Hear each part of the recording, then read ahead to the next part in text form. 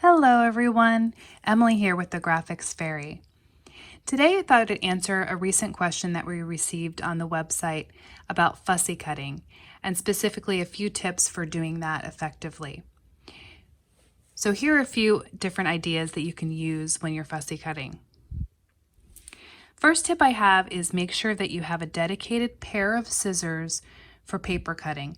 Here are a couple that I use regularly. And make sure that these are not scissors that can get pulled into other projects or will be used by other family members. They shouldn't be a household pair of scissors. I wanted to show you really quickly this pair that I had that I originally used to cut with. And they've been pulled into a lot of different projects, and as you can see, there's a lot of gunk built up on the blades, and I don't know if you can see it or not, but the actual blade has a little chip in it because of using it for cutting metal and random things around the house. So because of that, when I try to cut my paper, it won't be as smooth and even. So make sure that you're just using your scissors for paper projects only. You want to invest in a good pair of scissors. You don't have to spend a ton of money, but make sure you're not buying something at the dollar store, as those tend to wobble around and not work as well. So I like the Fiskars brand. This particular set here has a 4-inch blade. These are stainless steel, so you want to get a stainless steel pair. This particular one has a titanium covering. This set also has some comfort grips here, which helps when you're doing a lot of cutting. The majority of the cutting I use the larger scissors with. The idea is that you're going to be feeding the paper in through the scissor and moving the paper. You don't want to be doing a smaller pair of scissors with a short blade where you're constantly moving around the design, because that will hurt your hand and it will give you some fatigue in your hand muscles. I do use a few different types of scissors. The majority of the cuts, again, are with the big scissor. The smaller ones have a smaller, more fine point blade, and that I would do some detail work with. You want to make sure that you keep your scissors sharp and in good condition. A couple ways to do quick little touch-ups on your scissors.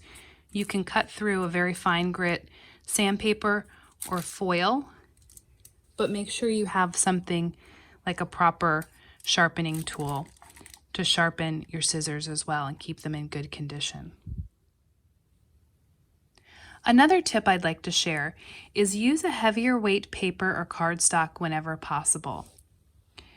As you can see, this is just regular copy paper here, and it's a little bit more flexible and bendable.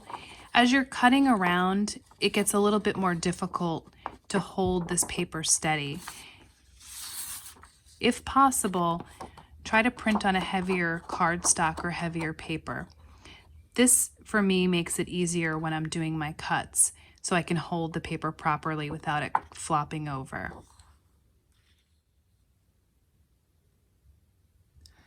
Another technique that I like to use is what I call chunking. So if I have a large sheet, rather than holding that sheet as I try to maneuver it back and forth, I will actually just cut the design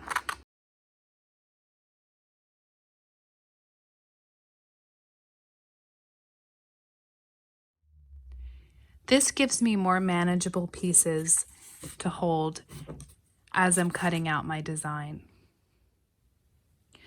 One of the main tips that you'll see for fussy cutting is to hold your cutting hand steady and then guide the paper through the scissors as you close the scissors.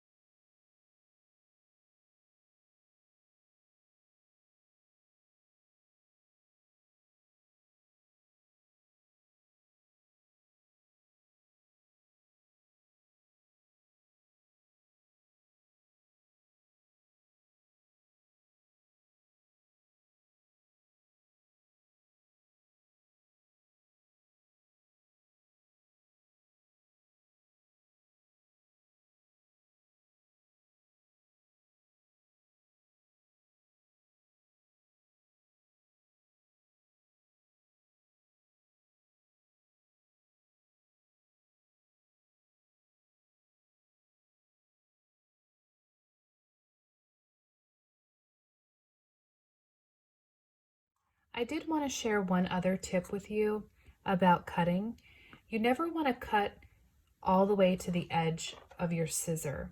If you do that, you'll end up with a little extra cut in the paper. So let me show you what that looks like.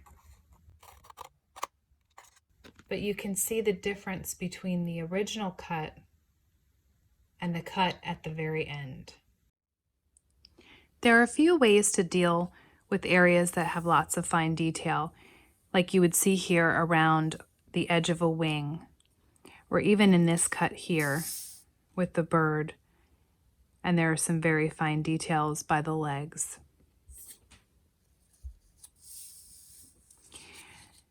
So what you can do is either just cut around this area and completely skip cutting into these very fine detailed areas, or you can use different tools to get into those areas. These are a few of my favorite tools for getting into tight spaces around fussy cuts.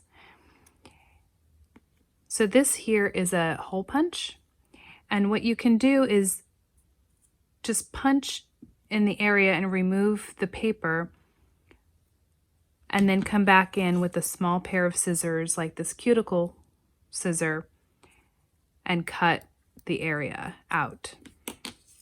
This is also another fine tipped pair of scissors, and I also like to use a very fine X-Acto blade as well. Those are great. You can also just skip the area, so you could just leave this area right in here completely white.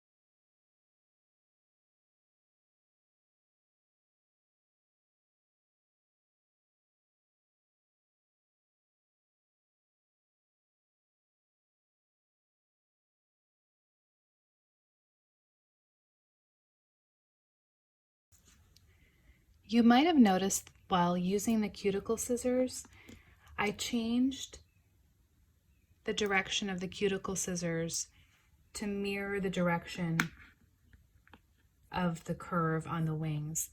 That really helps me with getting an accurate cut, and I really like using cuticle scissors for a cut like that.